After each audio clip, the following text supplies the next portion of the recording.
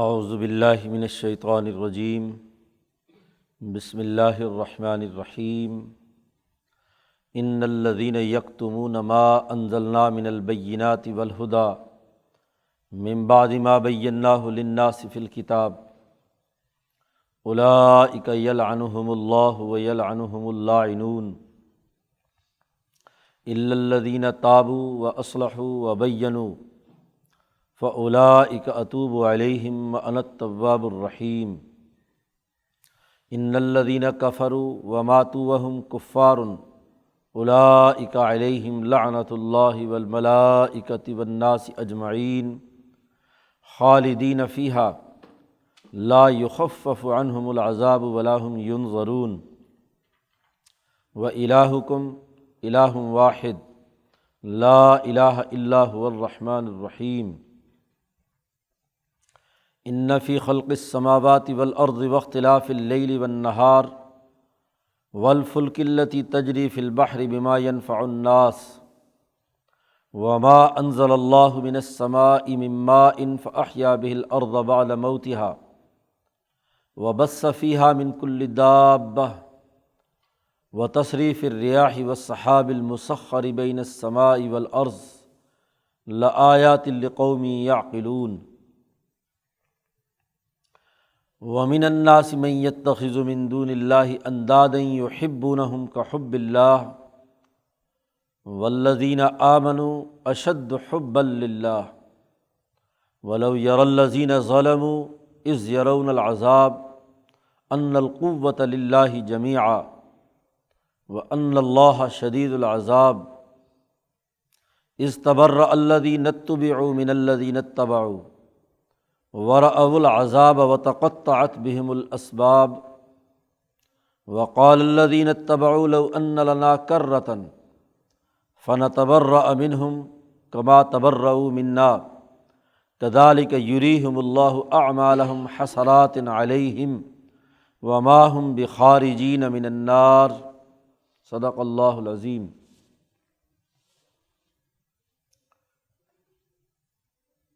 قرآن حکیم کی تعلیم کی اساس پر انسانی جماعت کی تعمیر و تشکیل اور افراد کی ذہنی تربیت اور تزکیہ کے لیے 4 بنیادی اصول پیچھے بیان کیے گئے۔ اللہ کا ذکر، اللہ کا شکر، اس پر صبر و استقامت، اور شعائر اللہ کی ادائیگی جن میں نماز سب سے اہم ترین۔ 2 بنیادی اصول ہیں، ایک اللہ کی یاد اور ایک اللہ کے تمام انعامات پر اس کا شکر۔ گرد و پیش میں تمام انسانوں کی ضروریات کو پورا کرنا، یہ ان نعمتوں کا سب سے بڑا شکر ہے۔ اور ان 2 بنیادی اساسی اصولوں پر استقامت کے لیے، استعانت اور مدد کے لیے اس کے مددگار 2 اصول صبر ہیں اور نماز ہے۔ اس لیے پیچھے بھی کہا گیا تھا کہ وَاسْتَعِینُوا بِالصَّبْرِ وَالصَّلَاةِ، صبر اور نماز سے مدد طلب کرو اللہ کے ساتھ تعلق قائم کرنے کے لیے، انسانیت کی خدمت کے لیے۔ بنی اسرائیل سے جب مکالمہ شروع ہوا تھا، وہاں اس رکوع میں بھی قرآن حکیم نے یہ جملہ فرمایا ہے، اور یہاں جب مسلمانوں کو ہدایات دے رہے ہیں، ان کی تعلیم و تربیت اور تزکیہ کی بات آئی ہے، تو یہاں پر بھی یہی حکم دیا، یا ایھا الذین آمنوا استعینوا بالصبر والصلاۃ۔ اب یہ جو تعلیم ہے بنیادی 4 اصولوں پر مشتمل، یہ تمام ادیان الہی کی بنیاد ہے۔ ابراہیم علیہ السلام کے پر جو صحیفے نازل ہوئے، موسیٰ علیہ السلام پر تورات نازل ہوئی، عیسیٰ علیہ السلام پر انجیل نازل ہوئی، داؤد علیہ السلام پر زبور آئی، اور نبی اکرم صلی اللہ علیہ وسلم پر قرآن حکیم کا نزول ہوا۔ تمام کتابوں اور تمام انبیاء علیہم السلام کو جو بنیادی تعلیم دی گئی ہے وہ انہی 4 اصولوں کی ہے۔ اللہ کے ساتھ سچا تعلق، اللہ کے تعلق سے انسانی خدمت کا اور اس کے انعامات الہیہ کا اور احسان کا شکر، صبر و استقامت اور نماز اور تعظیم شعائر اللہ، یہ بڑے واضح اور بین دلائل کے ساتھ بدیہیات میں سے ہے۔ جس کو ہم کہتے ہیں سورج نکلا ہوا ہے، تو سورج ایک بدیہی امر ہے، اس پہ کسی دلیل کی ضرورت نہیں ہوتی۔ تو تمام انبیاء کی کتابوں میں یہ تمام چاروں بنیادی اساسی اصول بیان کیے گئے ہیں۔ اب اگلی آیات میں جو ایک حقیقت واضح کی جا رہی ہے وہ یہ کہ جب یہ تمام ادیان کے مسلمہ امور ہیں، اب ان کی تعلیم و تربیت، اس کے اساس پر لوگوں کو تعلیم بھی دینا اور ان کی تربیت بھی کرنا، یہ انبیاء کے وارثین کی ذمہ داری ہے۔ اور اگر ان اصولوں کو چھپایا جائے، ان اصولوں کو بتلایا نہ جائے اپنے فکر اور اپنے عمل سے، تو یہ اس علم کا چھپانا ہے اور جرم ہے۔ کتمان علم کو بہت بڑا جرم قرار دیا گیا ہے۔ یہاں کہا گیا ان الذین یکتمون ما انزلنا من البینات، بے شک وہ لوگ جو کچھ ہم نے بینات نازل کیے ہیں، واضح دلائل کے ساتھ جو یہ احکامات دیے ہیں، جو لوگ اسے چھپاتے ہیں۔ مولانا سندھی کہتے ہیں بینات سے مراد پہلے 3 اصول ہیں، ذکر، شکر اور صبر۔ یہ ہر مصلح امت دنیا بھر میں جہاں حکماء یا انبیاء آئے ہیں، یہ ان کے ہاں ان کی تعلیمات کے بنیادی جز رہے ہیں۔ کسی نبی اور کسی حکیم، کسی امت کے مصلح نے ان تینوں اصولوں سے روگردانی نہیں کی۔ یہ ایسے اللہ کے دین میں گویا کہ فطرت انسانیت کی ایسی بدیہیات میں سے ہیں، واضح اور دو ٹوک ہیں، جنہیں بین کہا جاتا ہے۔ بینات، بینہ کی جمع ہے، اور بینہ ایسی چیز کو کہتے ہیں جو واضح، روشن، دو ٹوک، جیسے سورج نکلا ہوا ہے۔ والہدا میں مولانا سندھی کہتے ہیں اس سے مراد تعظیم شعائر اللہ، یعنی اس کی تربیت ہے۔ طریقہ نماز کی تعلیم و تربیت یہ انبیاء علیہم السلام کی تعلیم سے ظاہر ہوتی ہے۔ اس کا راستہ بتلایا، نشانیاں بتلائیں کہ یہ بیت المقدس ہے، یہ بیت اللہ الحرام ہے، یہ اللہ کے شاعر ہیں، ان میں ایسے کام کرنا ہے، طواف کرنا ہے، مناسک حج ادا کرنے ہیں، نماز ایسے پڑھنی ہے، وغیرہ وغیرہ۔ یہ انبیاء آ کر تعلیم دیتے ہیں، یہ ہدایت ہے۔ تو جن کے پاس یہ چاروں بنیادی چیزیں آ گئی، بینات میں 3 چیزیں اور الہدا میں اس کا پریکٹیکل یعنی نماز اور اس کا طریقہ تربیت اور شعائر اللہ کی عظمت، من بعد ما بیناہ للناس فی الکتاب، اس کے بعد کہ ہم نے ان کو تمام انسانوں کے لیے کتابوں میں واضح طور پر بیان کر دیا۔ ایک طرف تو یہ بالکل فطری، روشن اور بدیہیات میں سے یہ چاروں اصول ہیں،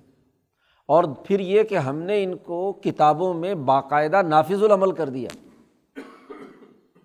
ما بیناہ للناس فی الکتاب، دستاویز اور کتاب وہ ہوتی ہے جس میں فرمان شاہی کے ذریعے سے کسی حکم کو انسانیت پر نافذ کر دیا جائے، تو ہم نے ان کا نفاذ بھی کیا ہے، فرض بھی کیا ہے، ان کو لازمی اور ضروری قرار دیا ہے۔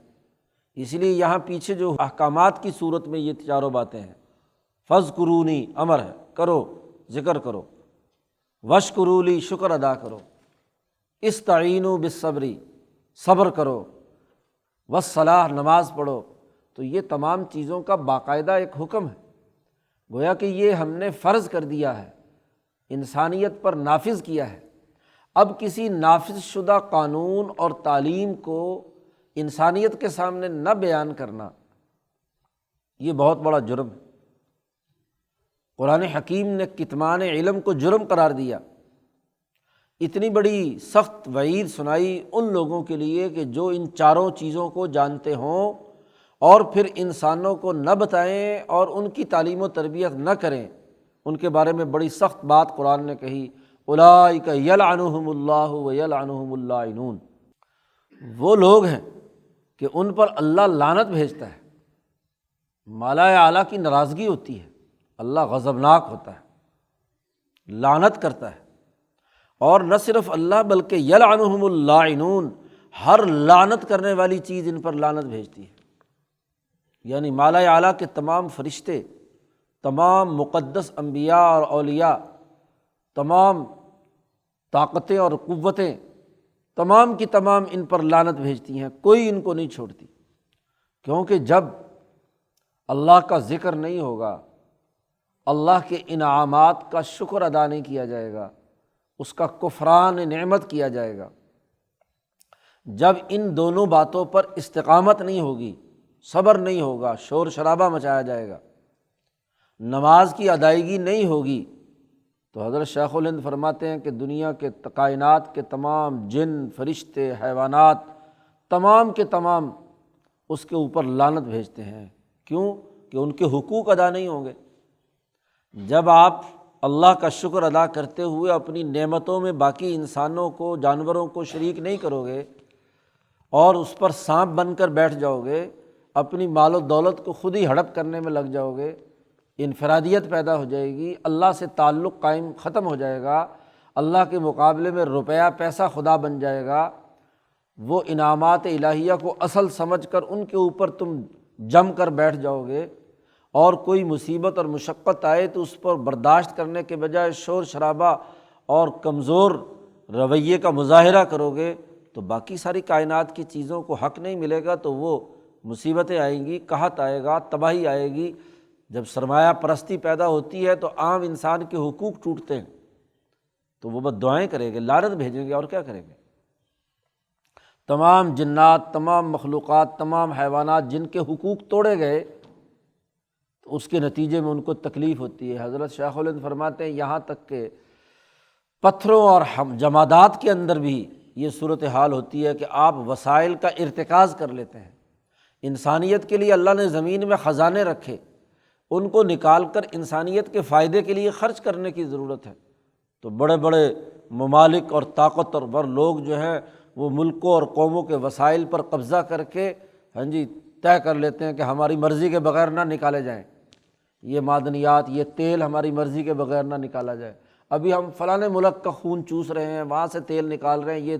خزانے محفوظ رہیں، وہاں عدم استحکام رکھتے ہیں، وہاں سیاسی بربادی اتارتے ہیں، وہاں ان کو مسائل سے دوچار رکھتے ہیں، ان میں یہ صلاحیت ہی پیدا نہ ہو کہ وہ اپنے فائدے کے لیے اپنے ان قدرتی وسائل سے استفادہ کر سکیں۔ تو پھر وہ وسائل جن لوگوں کے لیے بنائے گئے ہیں، جب ان کا ان لوگوں تک رسائی نہیں ہوتی تو وہ وسائل بھی، وہ معدنیات بھی لعنت بھیجتی ہیں۔ وہ جس پر قبضہ ہوا جو ناجائز ہیں، جو دوسری قوموں نے قبضہ کیے ہیں، وہ بھی لعنت بھیجتی ہیں۔ یلعنہم اللاعنون، ہر چیز ان پر لعنت بھیجتی ہے جو ان وسائل کا انسانیت کے لیے اللہ کے شکر کی ادائیگی کے طور پر استعمال نہیں کرتے۔ کتنی بڑی سخت سزا دی گئی ہے۔ اور حدیث پاک میں نبی اکرم صلی اللہ علیہ وسلم نے یہ بات واضح کی، فرمائی کہ جس آدمی کو کوئی علم ہو اور وہ لوگوں کو علم نہ سکھائے تو قیامت کے دن اس کو جہنم کی آگ کی لگام پہنائی جائے گی اس کے منہ میں۔ الجم بلجام من النار من کتم علما، جس نے علم چھپایا تو اس کو قیامت کے دن اللہ پاک فرماتے ہیں الجم بلجام من النار، اسے جہنم کی لگام اس کے منہ میں ڈال دی جائے گی کہ لو مزہ چکو، تمہاری زبان گونگے تھے، تم بولتے کیوں نہیں تھے، سچائی اور حقائق کی بات کیوں نہیں بتلاتے تھے لوگوں کو، انسانیت کے نفع کے پہلو کیوں نہیں بتلاتے تھے۔ تو حدیث پاک میں بھی اسی آیت سے گویا کہ استخراج کر کے اس کی جہنم کی اور لعنت کا تذکرہ کیا گیا۔ مولانا سندھی نے اس سے بہت اچھا استدلال کیا کہ جو عمومی نفع کی انسانیت کی تعلیم کے اصول ہیں، اس آیت سے یہ ثابت ہوتا ہے کہ یہ جبراً ہر انسان کو پڑھایا جانا ضروری ہے۔ مولانا سندھی کہتے ہیں آج یورپ جبری نظام تعلیم کو نافذ کرتا ہے اپنے علاقوں میں، تو یہ جبری نظام تعلیم تو انبیاء کی تعلیمات کا حصہ ہے۔ اس لیے نبی اکرم صلی اللہ علیہ وسلم نے لازمی اور ضروری طور پر ہر انسان پر تعلیم لازمی قرار دے دی۔ حضرت عمر فاروق نے حضرت عثمان کے زمانے میں تمام بچوں کو تعلیم دینا لازمی تھا۔ جیسے ہی بچہ شعور کی آنکھ کھولے تو سرکاری طور پر عمر فاروق نے احکامات جاری کر دیے کہ کوئی بچہ بغیر لکھا پڑھا نہیں ہونا چاہیے، ہر آدمی کو، ہر بچے کو تعلیم دینا لازمی اور ضروری ہے۔ حکومت کی ذمہ داری ہے کہ اور تمام لوگوں پر لازمی قرار دیا گیا کہ وہ اپنے بچے چھپا نہیں سکتے۔ آج اگر دنیا کی ترقی یافتہ قومیں 4 سال کے بعد بچہ گھر میں رہنے نہیں دیتی ہیں اور زبردستی سیکورٹی فورسز آتی ہیں، پولیس آتی ہے، اٹھا کر لے جاتی، اگر اس کا اسکول میں داخلہ نہ کرایا جائے، کینیڈا امریکہ چلے جاؤ، زبردستی کینیڈا والے اٹھا کر لے جاتے ہیں بچہ۔ یہ مسلمانوں کے غلبے کے زمانے میں نظام تعلیم لازمی اور ضروری تھا، اسی آیت سے ثابت ہوا۔ یہی اس آیت کا پچھلی آیت سے ربط ہے۔ اس کو صرف یہودیوں کے ساتھ خاص کر دینا کہ یہودیوں کی بات یہاں ہو رہی ہے، الکتاب سے مراد صرف تورات لے لینا، یہ درست نہیں۔ الکتاب تمام کتابوں میں ہم نے یہ بات بیان کی ہے تمام، اور جب یہ اس کا نفاذ ہو گیا تو جو اس 4 بنیادی اساسی اصول جو انسانیت کے فائدے کے ہیں، لوگوں کو مہذب بنانے کے ہیں، یہ زبردستی لوگوں کو سکھائے جائیں گے۔ کوئی آدمی ان سے ماورا نہیں ہونا چاہیے۔ کتمان علم بڑا جرم قرار دے دیا گیا۔ البتہ وہ لوگ جنہوں نے توبہ کی، لعنت برستی رہتی ہے جب تک وہ اپنا علم منتقل نہیں کرتے، اپنے بچوں اور اپنی آنے والی نسل کی تعلیم و تربیت نہیں کرتے، سوائے ان لوگوں کے کہ جو توبہ کریں۔ اب تک جو جرم ہو گیا، آئندہ فیصلہ کریں کہ یہ انسانیت دوستی کی اور انسانی اخلاق کی تعلیم و تربیت ہم ہر حال میں لوگوں کو دیں گے، پرانی بدعملی سے توبہ کر لیں۔ وَأَصْلَحُوا، اور اپنے کام کو درست کر لیا، انہوں نے کہا، فیصلہ کر لیا کہ ٹھیک ہے ہم اب تعلیم دیا کریں گے، اپنا نظام تعلیم درست کر کے ہر آدمی کے لیے یہ 4 اصولوں پر تعلیم و تربیت انہوں نے قائم کر لی، اور وَبَيَّنُوا، اور پھر اسے بیان بھی کیا لوگوں کے سامنے خوب کھل کر۔ صرف توبہ توبہ کی تسبیح پڑھ لی جائے اور نظام تعلیم نہ بدلا جائے، اس کی اصلاح نہ کی جائے، اور نظام تو بنا دیا جائے اور نظام کے اندر سے ڈنڈی ماری جائے اور وہاں استاد نہ پڑھائیں، مفت میں تنخواہیں کھائیں، پیسے وصول کریں حکومت سے اور بیان نہ کریں، تعلیم و تربیت نہ دیں، تو یہ بھی جرم۔ تینوں باتیں کہی ہیں۔ توبہ اس کی قبول ہوگی جو تابو توبہ کرے، اپنی تمام پیچھے جو خرابیاں پیدا کر چکا ہے اس کی اصلاح کرے، اور وَبَيَّنُوا، اور اسے کھل کر دوبارہ بیان کرے اپنی قوم اور نسل کے سامنے کہ جو غلطیاں اور کوتاہیاں ہوئی ہیں، میں نے جرم کیا ہے، آئندہ میں یہ نہیں کروں گا، اور لوگوں کو یہ 4 باتوں ان کی تعلیم اور تربیت دے۔ تو فَأُولَٰئِکَ أَتُوبُ عَلَيْهِمْ، یہ لوگ ہیں اللہ کہتا ہے میں ان کی توبہ قبول کر لوں گا۔ وَأَنَا التَّوَّابُ الرَّحِيمُ، اور اللہ فرماتے ہیں کہ میں بہت زیادہ توبہ قبول کرنے والا اور رحم کرنے والا ہوں۔ شرط یہ ہے کہ توبہ کرو اور لازمی طور پر ان 4 اصولوں پر اپنی نوجوان نسل کی تعلیم و تربیت کرو، انہیں ذکر سکھاؤ، ذکر کی اہمیت بتلاؤ، شکر کی اہمیت بتلاؤ، اللہ کے جو انعامات ہیں ان کو انسانیت کی خدمت کے خرچ کے لیے استعمال کرنے کا طریقہ اور سلیقہ سکھاؤ، مشکلات آئیں تو ان میں صبر و استقامت اور حوصلہ سکھاؤ، اور نماز کی پابندی کراؤ۔ 4 اصول جو ہیں یہ لازمی طور پر اپنی نسل کو، اگر تم یہ کرو تو پھر تو کیا تمہاری توبہ قبول ہوگی۔ لیکن یاد رکھو، ان الذین کفروا وماتوا وہم کفار،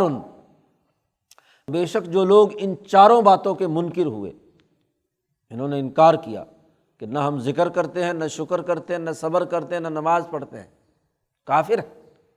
حق کا انکار کرتے ہیں،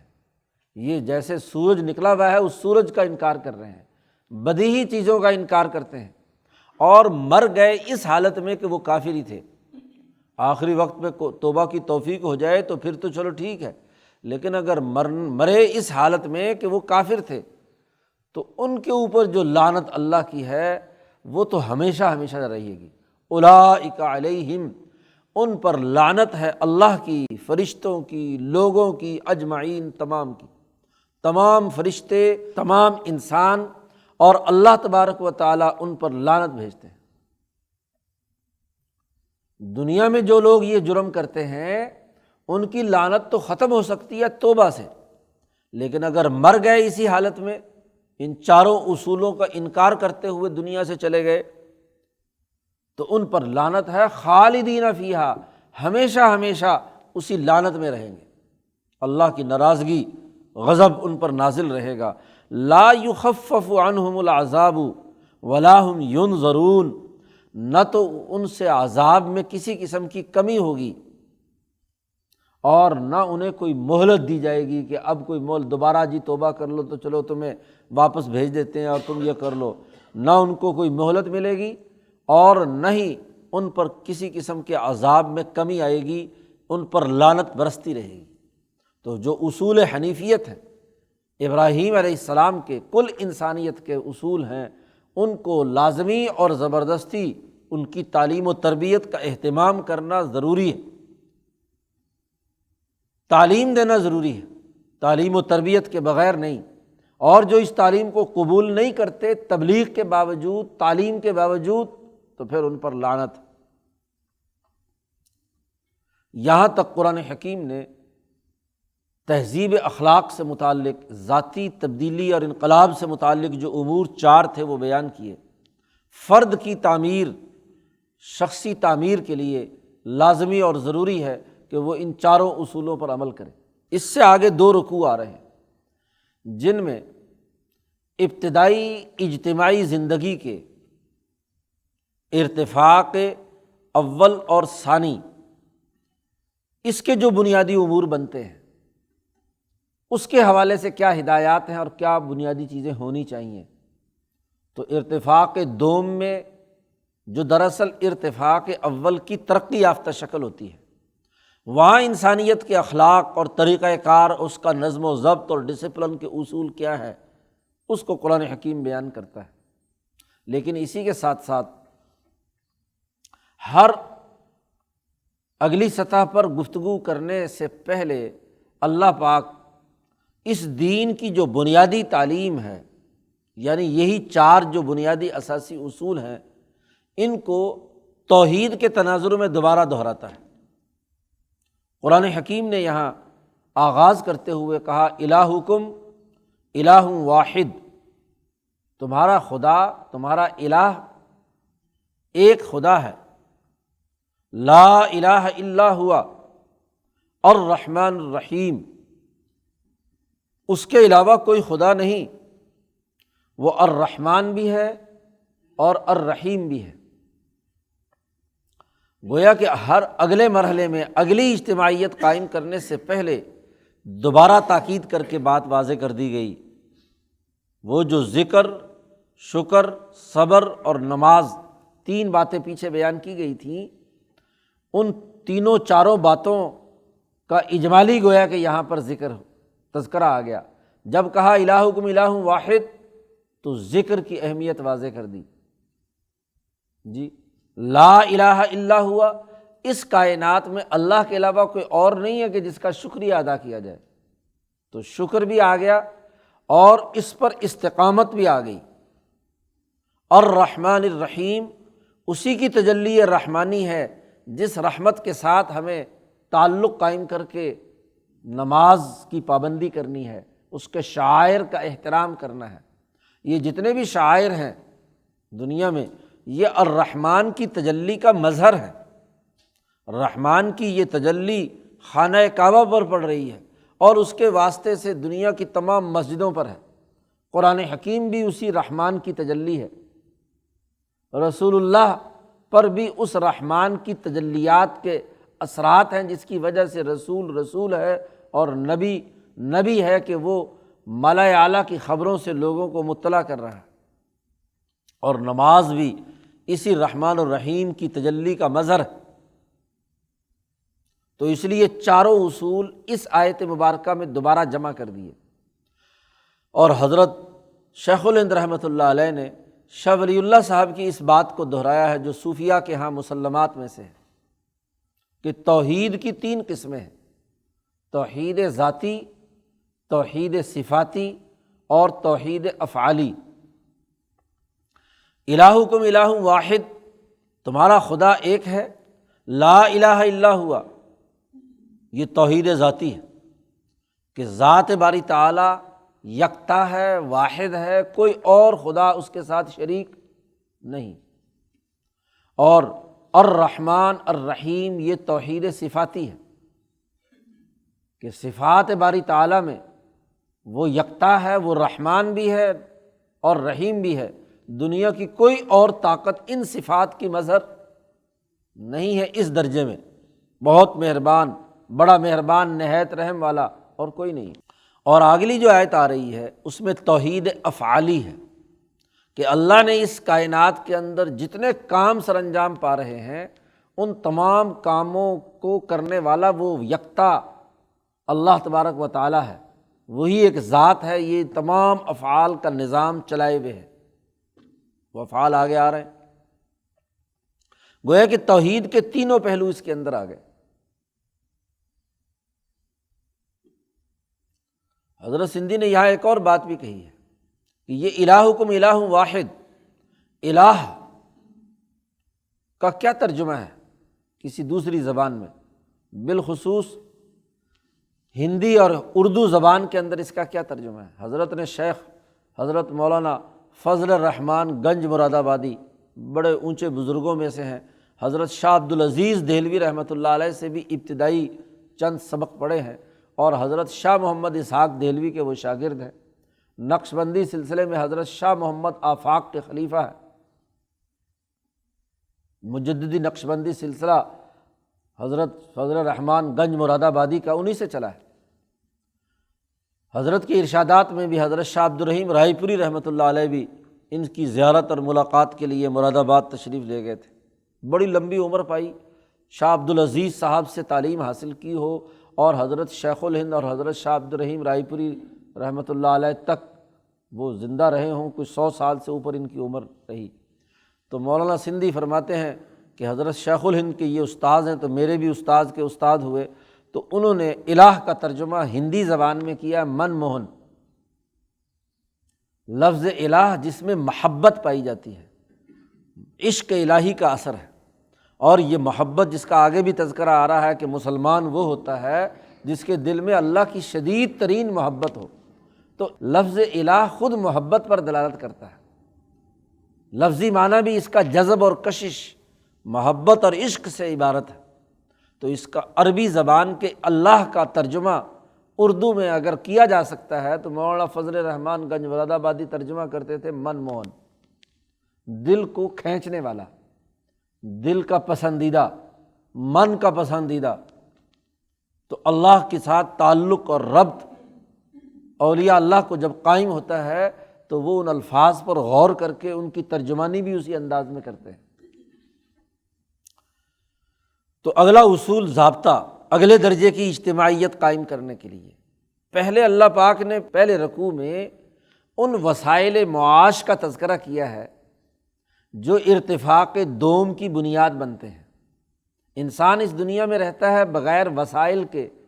اس کی زندگی اس کرۂ ارض پر نہیں ہوتی۔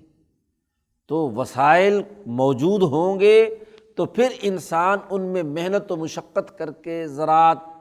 صنعت، تجارت، تین ہی بڑے بنیادی شعبے ہیں، ان شعبوں کے ذریعے سے ان وسائل سے استفادہ کرتا ہے۔ تو اگلی جو آیت آ رہی ہے اس میں یہ تین بنیادی معاشی اور اقتصادی وسائل جن سے پیش وجود میں آتے ہیں، لوگ ان میں افادیت پیدا کر کے اپنے ارتفاقی اور اجتماعی ضروریات کو پورا کرتے ہیں، ان کا قرآن حکیم نے تذکرہ کیا ہے۔ اللہ نے اپنے افعال، توحید افعالی کو واضح کرتے ہوئے اس آیت مبارکہ میں وہ بنیادی اساسی اصول بیان کیے ہیں۔ قرآن حکیم کہتا ہے ان فی خلق السماوات والارض واختلاف اللیل والنہار۔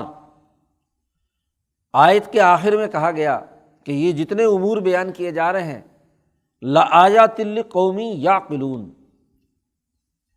عقل کا استعمال کرنے والی قوم کے لیے اس میں بڑی نشانیاں ہیں، غور و فکر اور تدبر کی بات ہے۔ ان سے استفادہ عقل کے زور پر ہوگا۔ جتنے امور بیان کیے جا رہے ہیں تو عقل رکھنے والی قوم جب ان تمام پہلوؤں پر غور و فکر کرے گی جو اس آیت میں بیان کی گئی ہیں تو اس کے لیے بڑی نشانیاں ہیں۔ بے وقوف کے سامنے سنگ میل لگا ہوا بھی ہو، اس پہ لکھا ہوا بھی ہو کہ اتنے میل رہ گیا، تو اس بے وقوف کو یا پڑھنا نہیں آتا تو اس بیچارے کو کیا پتہ کہ کیا لکھا ہوا ہے، اس کے لیے تو وہ کوئی نشانی نہیں ہے۔ لیکن ایک سمجھدار آدمی کے لیے، عقل والے کے لیے نشانی ہے کہ یہ جو سنگھائے میل آ رہے ہیں تو اب انشاءاللہ منزل قریب ہے۔ تو یہ جتنے وسائل معاش اس کرۂ ارض پر رکھے گئے ہیں، جو عقل مند لوگ اس پر غور و فکر کر کے ان کا انسانی استعمال سیکھیں گے، انسانیت کے لیے استعمال میں لائیں گے، تو ان کے لیے بڑی نشانیاں ہیں، بڑا اس سے کیا ہے فائدہ اٹھا سکتے ہیں۔ اور جو بے وقوف ان وسائل کو محض پتھر سمجھ کر، اب ایک پتھر ہی ہوتا ہے ہیرا بھی، لیکن جوہری اس کی قدر جانتا ہے، ایک عام آدمی اس کی قدر نہیں جانتا، وہ کہتا ہے ایک پتھر ہے، چلو جیسے باقی پتھر ہے ایسے یہ بھی ایک پتھر ہے۔ تو عقل والوں کے لیے ان تمام امور میں نشانیاں ہیں۔ تو سب سے پہلے اللہ پاک نے عقل کو دعوت دی ہے، عقل کو سب سے پہلی دعوت یہ دی ہے کہ خلق السماوات والارض، آسمان و زمین کی اندر جتنی اللہ پاک نے چیزیں پیدا کی ہیں، ان پیدا شدہ چیزوں میں بڑی نشانیاں ہیں عقل والوں کے لیے۔ وہ دیکھیں، غور و فکر کریں کہ یہ جو مخلوقات پیدا ہوئی ہیں یہ ایک سسٹم ہے، ایک سسٹم کے تحت پیدا ہوئی ہیں۔ آسمان کی پیدائش، زمین کی پیدائش، اگر یہ آسمان و زمین نہ ہو تو باقی کوئی بھی وسائل معاش میں سے آپ کے لیے نہیں ہو سکتا۔ سورج اگر مسلسل چھپا رہے، آسمان آپ کے اوپر نہ ہو، تیز لہریں جو ہیں وہ اس کائنات کی جو ٹھنڈا کر دینے والی یخ بستہ سردیاں ہیں وہ آپ کے پاس ہوں تو کوئی معاشی وسیلہ آپ کو حاصل ہوگا، فصل اگے گی؟ ابھی 10 دن 15 دن مہینہ 2 مہینے مسلسل بارش رہے تو گندم کا کباڑا ہو جائے گا، گندم کے استعداد صلاحیت ختم ہو جائے گی، تمہارا رزق ہی نہیں حاصل ہونا۔ تو سب سے پہلے تو آسمان کی تخلیق پر کہ اس نے تمہارے لیے کون کون سے وسائل معاش پیدا کرنے کے لیے کردار ادا کیا ہے، سورج کی توانائی، آسمان سے برسنے والی بارش، ان کی تمام تر تخلیقات پر غور کرو۔ سب سے پہلے تو آسمان کی تخلیق میں،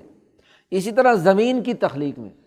زمین اگر مسلسل پتھریلی ہو تو کوئی چیز نکلے گی اس میں سے،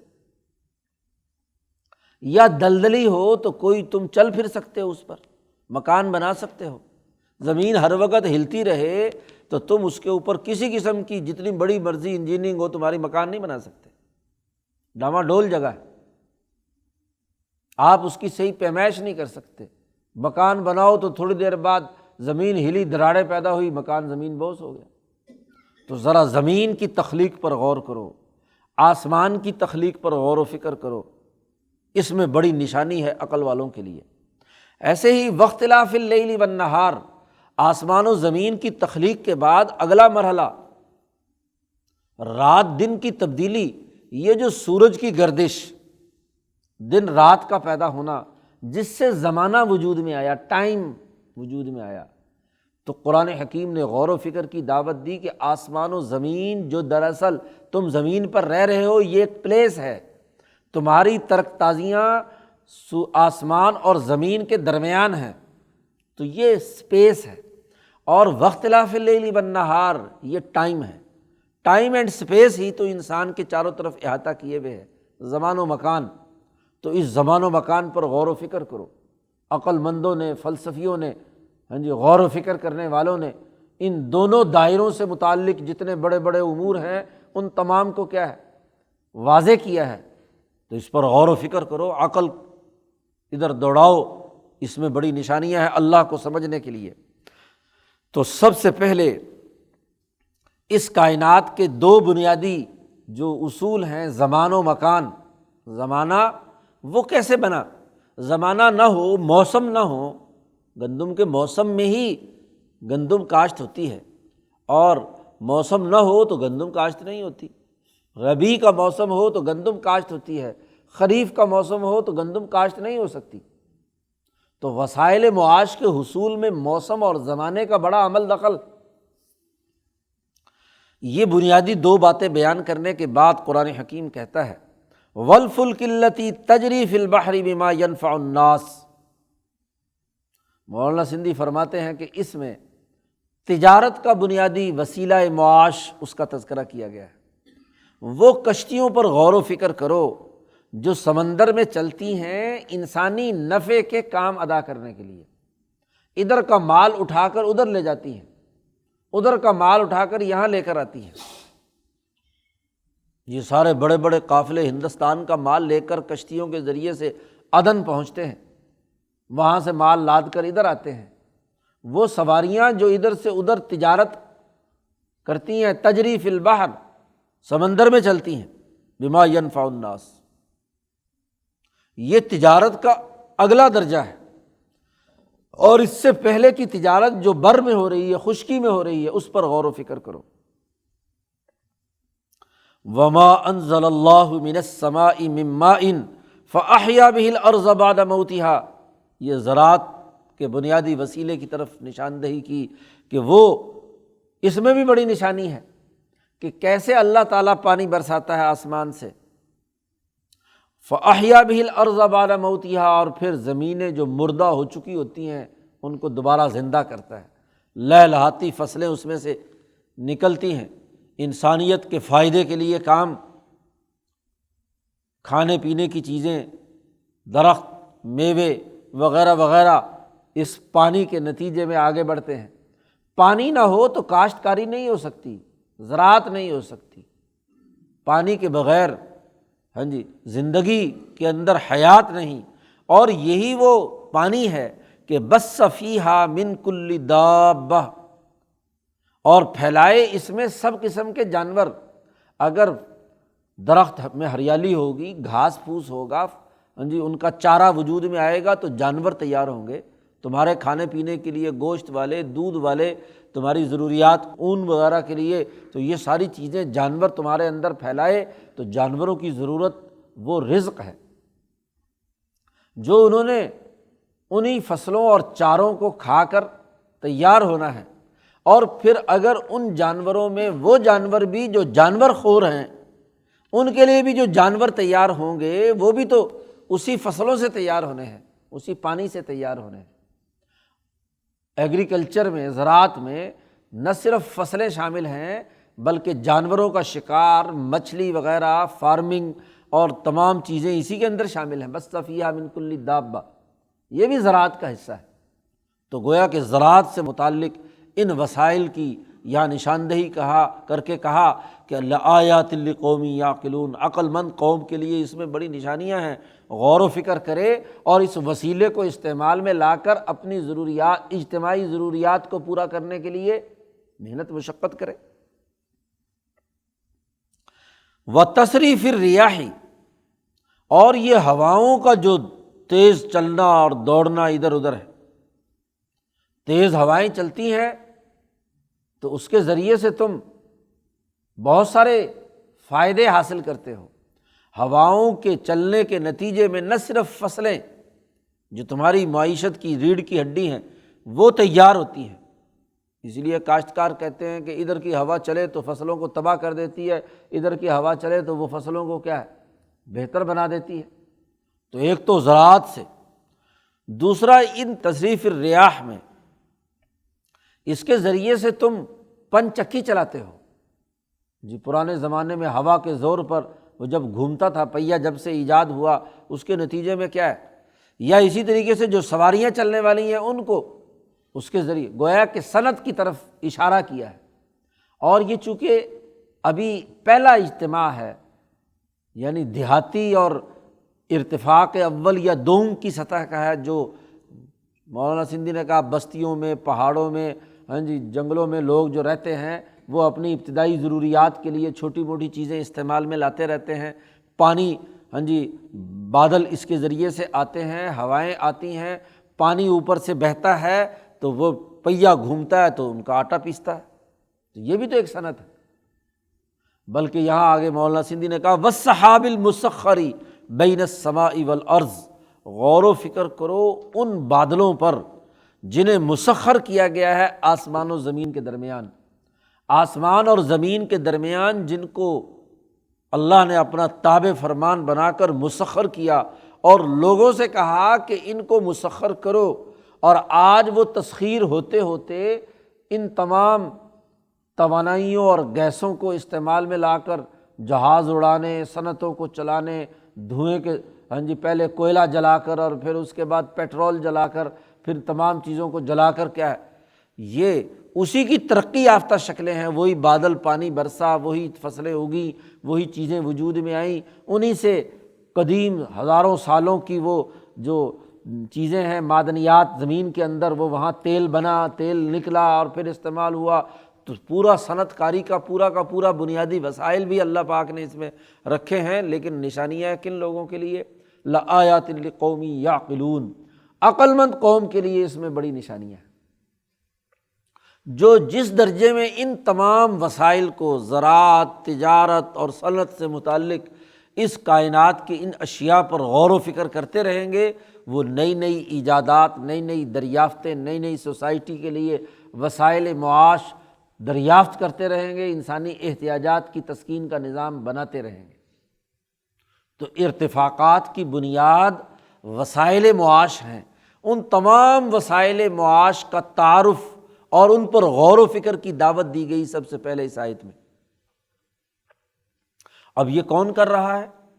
اللہ تبارک و تعالیٰ، کیونکہ بنیادی اساسی اصول پیچھے یہی ہے کہ یہ تمام وسائل، تمام چیزیں، تمام زراعت اور صنعت کے تمام طریقے یہ کس نے بنائے ہیں؟ اللہ نے بنائے ہیں۔ تو تعارف کرایا الہکم الہ واحد۔ اب اس اللہ کا انکار کریں، یہ گویا کہ پہلے اصول کا لازمی نتیجہ ہے جو تمہیں کہا گیا تھا، ذکر کرو اللہ کا، اللہ کی یاد اپنے اندر پیدا کرو۔ اللہ وہ جو اس تمام افعال کو، اللہ پاک اس تمام چیزوں کو تمہارے لیے پیدا کرنے والا ہے، تو گویا کہ اسی خدا کی پرستش کرنا لازمی اور ضروری ہے۔ اب انعامات اللہ نے دیے ہوں، تمہیں زراعت، صنعت اور تجارت کا سلیقہ اس نے سکھایا ہو، کشتیاں بنا کر کشتیوں کی صنعت کے ذریعے سے ترقیات کا طریقہ تمہیں اس نے بتایا ہو، اور تم اس کے مقابلے میں، اللہ کے مقابلے میں کسی اور کو شریک ٹھہرا لو، کہو کہ جی یہ وسائل تو فلاں ظالم فرعون نے دیے ہیں، یہ تو جناب چیزیں رکھی ہیں فلاں سامراج نے رکھی ہیں، یہ تو فلاں طاقتور اور چودھری نے رکھی ہیں، فلاں بت نے یہ دے دی ہیں، فلاں کیا ہے قبر سے یہ سب کچھ مل گیا ہے۔ تو یہ شرک جو ہے یہ جائز نہیں ہے، درست نہیں ہے۔ کام اللہ نے کیے، تمہارے لیے یہ تمام وسائل معاش اس نے مہیا کیے، تمہاری اجتماعیت کو درست رکھنے کے لیے اس نے یہ سارا پروگرام دیا، اور تم اس کے مقابلے میں کسی کو شریک ٹھہراؤ۔ وَمِنَ النَّاسِ مَن يَتَّخِذُ مِن دُونِ اللَّهِ أَندَادًا، لوگوں میں سے کچھ لوگ ایسے ہیں جنہوں نے اللہ کو چھوڑ کر اللہ کا شریک بنا لیا ان تمام چیزوں میں۔ یحبونہم کحب اللہ، وہ ان تمام اللہ کے مقابلے میں بنائے جانے والے شریکوں سے محبت رکھتے ہیں جیسے اللہ سے محبت رکھنی چاہیے۔ بڑے ظالم ہیں۔ اس کے مقابلے میں مسلمانوں کی حالت کیا ہے؟ والذین آمنوا اشد حبا للہ، وہ لوگ جو مسلمان اور ایمان لے آئے وہ اللہ کی شدید ترین محبت اپنے دل میں رکھتے ہیں، وہ ان تمام افعال کو، تمام کاموں کو اللہ کی طرف منسوب سمجھتے ہیں، اللہ نے یہ کیا ہے، اور پھر اللہ کا شکر ادا کر کے ان وسائل معاش کو انسانی بھلائی کے لیے استعمال میں لاتے ہیں۔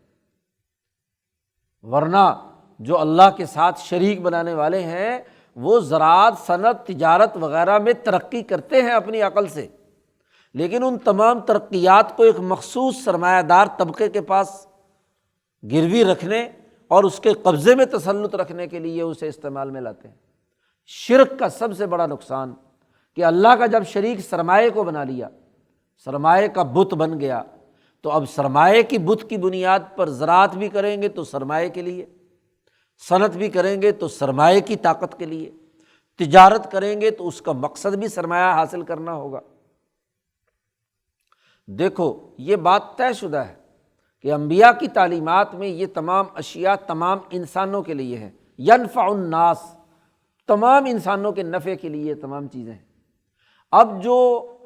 وسائل رکھے گئے کل انسانیت کے اجتماعی مقاصد کے لیے، ان وسائل پر ایک مخصوص طبقہ قابض ہو جائے اور اس دولت کو پوجنے لگ جائے، تو یہ اللہ کا شریک ٹھہرانا ہے۔ اندادم، ہاں جی، من دون اللہ اندادن یحبونہم کحب اللہ، جیسے اللہ سے محبت رکھنی چاہیے ایسے دولت سے محبت رکھتے ہیں، سرمایہ سے محبت رکھتے ہیں، ان خواہشات سے محبت رکھتے ہیں جو ان تینوں وسائل معاش سے وجود میں آتی ہیں۔ محققین نے یہ بات واضح کی ہے کہ زراعت، تجارت اور صنعت سے مقصد نفع انسانیت ہو، اجتماعی بھلائی ہو، تو وہ درست زراعت ہے، وہ درست بیع ہے، لین دین ہے، نفع انسانیت مقصود ہے۔ اس لیے حضور صلی اللہ علیہ وسلم نے فرمایا کہ وہ کاشتکار جب فصل کاشت کرتا ہے اور اس کی فصل سے جانور بھی کھاتے ہیں، لوگ بھی کھاتے ہیں، ہاں جی، پرندے بھی اس میں سے دانہ دن کا چگتے ہیں، یہ سارا کا سارا اس آدمی کے لیے صدقہ بنتا ہے جس آدمی نے محنت و مشقت سے وہ چیزیں تیار کی، کیونکہ اس کی نیت انسانوں کو فائدہ اٹھانے کی تھی۔ اس لیے کاشتکار کا دل بڑا ہوتا ہے جی، جانور چڑیاں چگ رہی ہیں، جانور بھی کھا جائیں تو کہتے ہیں کوئی بات نہیں یار، اس کے لیے ہی، اور اگر پیدا ہوتی ہے تو وہ جو سوسائٹی کے پسماندہ غریب لوگ ہیں ان میں وہ تقسیم بھی کرتے ہیں، ہاں جی، وہ کوئی اگر کوئی ضرورت مند آ گیا اس کو لے جا یار، لکڑیاں لے جا، فلانا لے جا، چلو جی۔ تو جو نفع انسانیت کے نقطہ نظر سے کام کرتے ہیں وہ انسانی بھلائی کی سوچ رکھتے ہیں، لیکن جو بدبخت بخیل سرمایہ پرست ہوتے ہیں وہ باڑ لگاتے چاروں طرف، کوئی جانور نہ گھسے،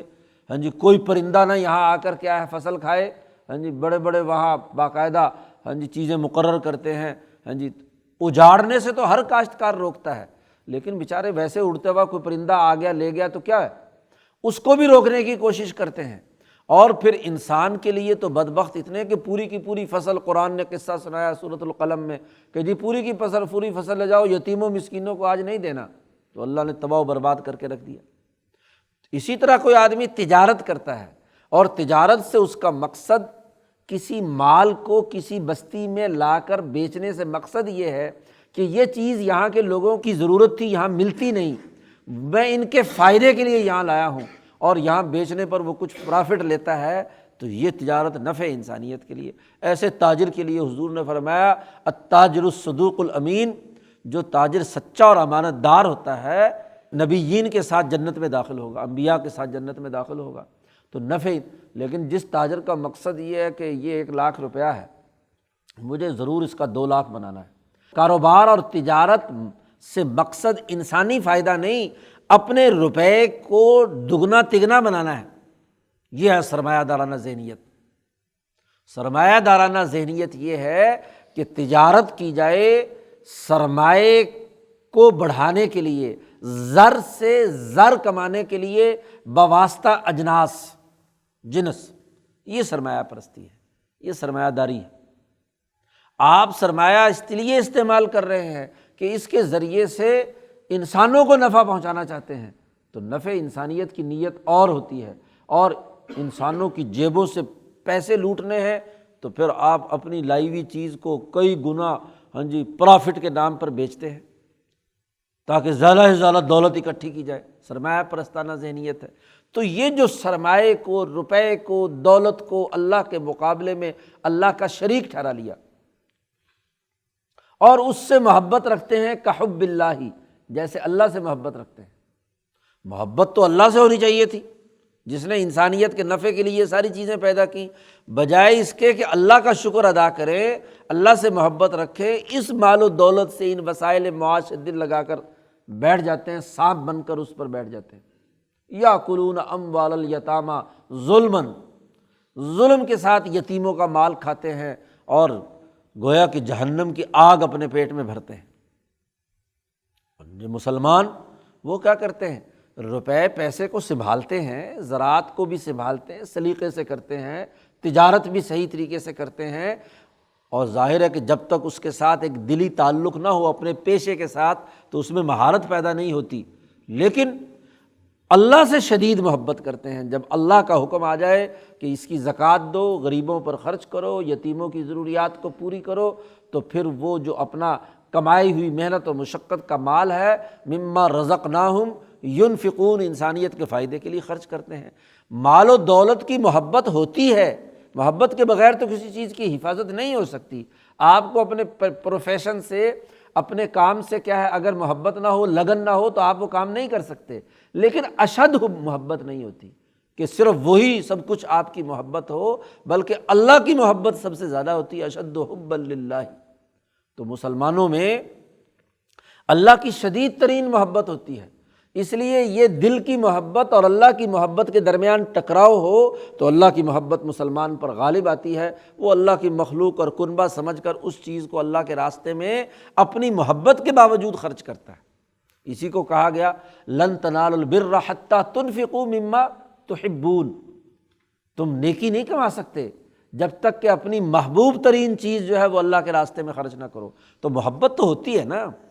ابو طلحہ انصاری کے دل میں سب سے زیادہ محبت تھی اپنے اس باغ کی جو مسجد نبوی کے سامنے تھا، اس باغ کی محبت۔ جب یہ آیت نازل ہوئی تو لن تنالوا البر حتی تنفقوا مما تحبون، جس کی تمہیں محبت ہے اس کو اللہ کے راستے میں جب تک خرچ نہیں کرو گے تم نیکی نہیں کما سکتے۔ تو ابو طلحہ فوراً کھڑے ہوئے حضور سے کہا کہ یہ میرا باغ سب سے بالکل سینٹرل پلیس تھی یہ مسجد نبوی، اب تو مسجد نبوی میں باہر نکلیں باب فہد کے پاس تو یہ مسجد نبوی کا حصہ بن گیا۔ یہ باغ جو ہے بڑا خوبصورت باغ تھا، حضور صلی اللہ علیہ وسلم اس باغ میں آ کر تفریح کے لیے بیٹھتے تھے، ہوا خوری کے لیے وہاں تشریف رکھتے تھے۔ ہاں جی، تو وہ باغ جو ہے ابو طلحہ نے فوراً کھڑے ہو کر کہا کہ یہ مجھے اپنے مال میں سب سے زیادہ محبوب ہے، اور یہ آیت نازل ہوئی ہے کہ اپنی محبت والی چیز جو ہے وہ جب تک اللہ کے راستے میں خرچ نہیں کرو گے نیکی نہیں کما سکتے، تو میں یہ باغ کو وقف کرتا ہوں جی مسلمانوں کے لیے اور آپ کو دیتا ہوں۔ حضور نے فرمایا کہ نہیں، اپنے رشتہ داروں کو دے دو، تمہارے رشتہ دار غریب ہیں ان کے لیے۔ تو حضور نے اس کے سارا نظم و نسق ان کے لیے کر دیا، اس میں ہاں جی لوگوں کو پانی، کنواں تھا بہت اچھا، فرش اٹھا ہوا ہو، مسجد نبوی میں باب فہد کی طرف نکلیں، فرش اٹھا ہوا، قالین بچھے ہوئے ہوتے نظر نہیں آتا، تو بالکل دروازے سے کوئی چند میٹر اندر داخل ہونے کے بعد اس کنویں کا نشان بھی انہوں نے محفوظ کیا ہوا ہے۔ ہاں جی، جو نیچے ٹائلیں لگائی ہیں 4 دائرہ، تو وہ وہاں کنواں تھا ہاں جی اس باغ کا، اور اس کے چاروں طرف جو ہے ہاں جی باغ تھا۔ تو اللہ سے شدید محبت رکھتے، مال کی محبت تھی ابو طلحہ انصاری کو، اور محبت کے بغیر کسی چیز کی حفاظت نہیں ہوتی، نہ زراعت کی ہوتی، نہ صنعت کی ہوتی، نہ تجارت کی ہوتی ہے۔ لیکن جب اللہ کی محبت آتی ہے تو یہ محبت اللہ کے راستے میں قربان ہو جاتی ہے۔ قرآن کہتا ہے وَلَوْ يَرَى الَّذِينَ ظَلَمُوا، آج یہ اس سرمایہ اور دولت سے، اس زراعت، صنعت اور تجارت کے سے پیدا ہونے والی چیزوں کی محبت میں اندھے ہو کر اللہ کو جو لوگ بھول رہے ہیں، یہ ظالم ہیں، ان کے اندر ظلم ہے، یہ انسانیت کے لیے ظلم کر رہے ہیں۔ ہم نے یہ تمام چیزیں پیدا کی تھی انسانیت کے نفع کے لیے، انسانیت کی بھلائی کے لیے، بما ینفع الناس تھا، اور یہ ظالم سرمایہ پرست لوگ جو ہیں اس دولت اور خزانوں پر قابض ہو کر بیٹھ گئے، زراعت، صنعت اور تجارت کو سرمایہ کمانے کا ذریعہ بنا لیا، اور اس پر سانپ بن کر بیٹھ کر یتیموں، مسکینوں، غریبوں اور پسماندہ ممالک کا استحصال کرتے ہیں۔ قرآن نے کہا وَلَوْ يَرَى الَّذِينَ ظَلَمُوا إِذْ يَرَوْنَ الْعَذَابَ، اور اگر دیکھ لیں یہ ظالم اس وقت کو یاد رکھیں کہ جب ان کو عذاب نظر آئے گا، عذاب آئے گا دنیا میں، عذاب انقلاب کی صورت میں، انبیاء کی تعلیمات کے لوگ ان کے خلاف انقلاب لائیں گے، تو اللہ ان مزدوروں، کسانوں کی طاقت اور قوت پیدا کر کے، ان کی اجتماعیت پیدا کر کے ان سرمایہ داروں اور ان لٹیروں کے خلاف دنیا میں عذاب، اور اگر دنیا میں یہ بچ بھی گئے کسی شکل میں حالات اور اسباب کی وجہ سے، تو آخرت کا عذاب تو سب سے شدید ہے۔ جب یہ عذاب دیکھیں گے تو ان کو پتہ چلے گا ان القوۃ للہ جمیعا، بے شک طاقت اور قوت اللہ وحدہ لا شریک کی ہے تمام تر۔ تو اللہ کی ساری طاقت اور قوت کو ہاں جی یہ دیکھ لیں گے۔ وَأَنَّ اللَّهَ شَدِيدُ الْعَذَابِ، بے شک اللہ تعالیٰ سخت عذاب دینے والا ہے۔ اب یہ یہودی بنو نذیر اور بنو قریظہ کے لوگ جو مدینے میں انہی خصلتوں کے حامل تھے، کہ زراعت پر قبضہ ہے، تجارت پر قبضہ ہے، مال پر قبضہ ہے، ہاں جی، آیات قرآنیہ کی فروشی ہے، ہاں جی، یشترون بآیاتی ثمنا قلیلا کے نتیجے میں مال و دولت انہوں نے اکٹھا کیا ہوا ہے۔ تو جب نبی اکرم صلی اللہ علیہ وسلم نے ان کے خلاف ایکشن لیا، جہاد ہوا، تو ان تمام کو جلا وطن کر دیا گیا، ان کے تمام وسائل پر قبضہ کر لیا گیا۔ یہ قیصر و کسریٰ جن کے پاس بڑی دولت جمع تھی، یہ ساری کی ساری دولت جب انقلاب آیا، عذاب آیا اللہ کا، وہ کسریٰ ایران حقارت سے کہتا ہے، او عرب کے بدوؤ، دیہاتیوں، غریب پھٹے پرانے کپڑے میں تلواریں باندھ کر آئے ہو لڑنے کے لیے، کیا تمہیں بھوک نے ستایا ہے؟ پیسے چاہیے تمہیں؟ جی، وہ کہتے ہیں نہیں، دولت نہیں چاہیے، ہم تو تمہارے پنجے سے تمہارے مظلوموں کو نجات دلانے کے لیے آئے ہیں۔ تو اللہ کی قوت ظاہر ہوئی کہ اللہ نے ان تمام بدوؤں کو، عرب کے لوگوں کو، ان کی اجتماعیت طاقت پیدا کی اور کسریٰ ایران کا خاتمہ کر دیا۔ وہ اجتماعی طاقت پیدا کی اور ابو جہل کی گردن اتار دی۔ ابو جہل کی گردن کٹ رہی ہے تو امام بخاری نے روایت نقل کی، ابو جہل کہتا ہے لو غیر اکار قتلونی، کاش کہ یہ کاشتکاروں کے دو چھوٹے سے حقیر سے بچے جو ہیں نوجوان، انہوں نے مجھے قتل کیا ہے، اس کے علاوہ کوئی دلیر اور بہادر آدمی، میری ٹکر کا آدمی مجھے قتل کرتا تو بات بھی تھی۔ جی، تو اس سے بڑا عذاب کیا ہے؟ یہاں دو جگہ پر عذاب کا ذکر کیا ہے، اذ یرون العذاب، یہ عذاب دیکھیں گے یعنی دنیا کا انقلاب، اور آگے جو آ رہا ہے ان اللہ شدید العذاب، یہ آخرت کا عذاب ہے۔ جی، دونوں کا الگ الگ دائرہ ہے۔ یہ ظالم لوگ دیکھیں گے عذاب کو کہ ان القوۃ للہ جمیعا، تمام تر قوت اللہ تبارک و تعالیٰ کی ہے، وہ اللہ کو ماننے والی جماعت، اللہ کی فوج، اللہ کا لشکر، وہ ان کے اوپر کیا ہے، غلبہ پائے گا، اور یہ سارے لشکر مہزوم من الاحزاب، یہ ساری جماعتیں جو ہے شکست خوردہ ہوں گی۔ وَأَنَّ اللَّهَ شدید العذاب، اور بے شک اللہ کا سخت ترین عذاب ہوگا۔ قرآن کہتا ہے جب یہ عذاب آئے گا تو اذ تبرأ الذین اتبعوا من الذین اتبعوا ورأوا العذاب وتقطعت بهم الاسباب، جب یہ انقلاب آتا ہے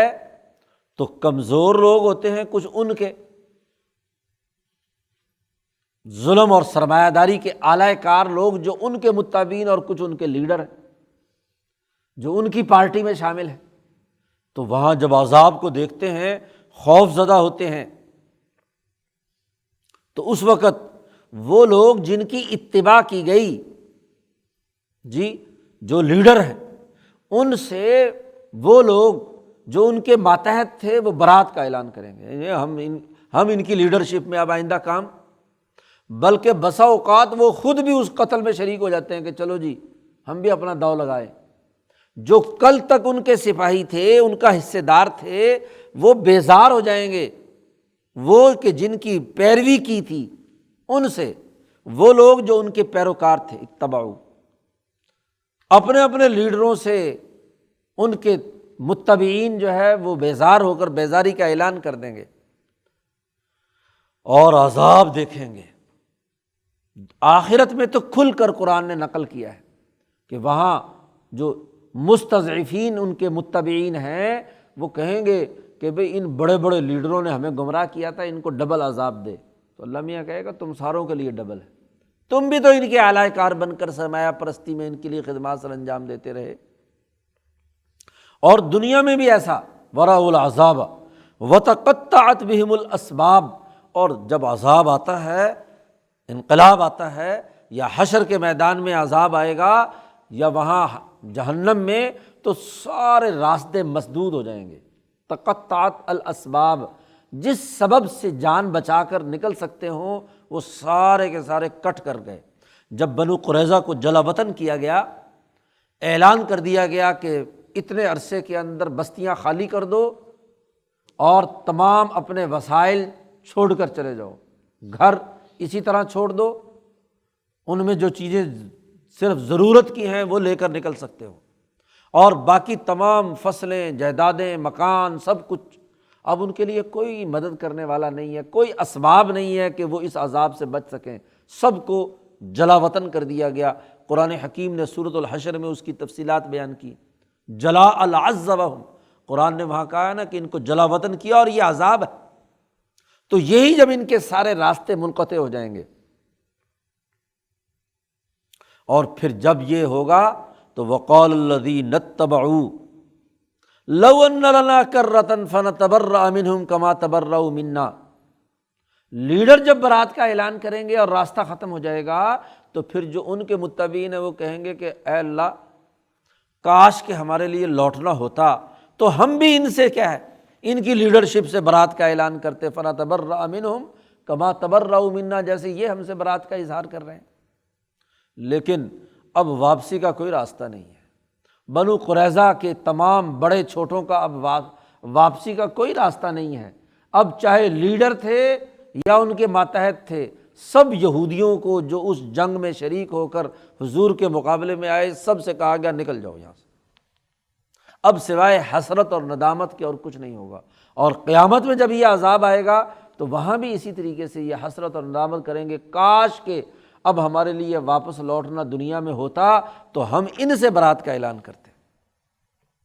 کذالک یریہم اللہ اعمالہم حسرات علیہم، ایسے ہی اللہ تعالیٰ ان کو دکھائے گا ان کے اعمال بطور حسرت کے، کہ ان کے اوپر حسرت کریں گے،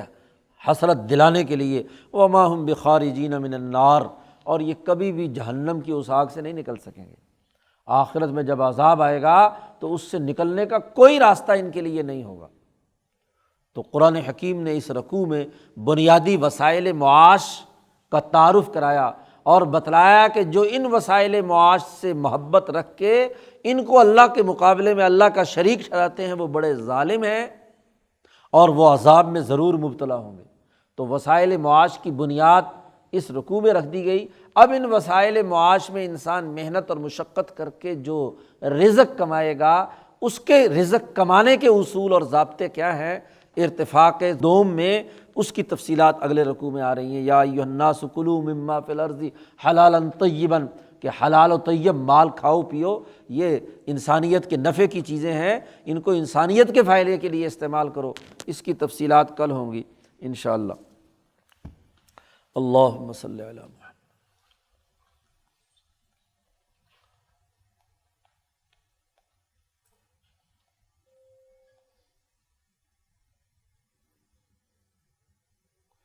اجمعین۔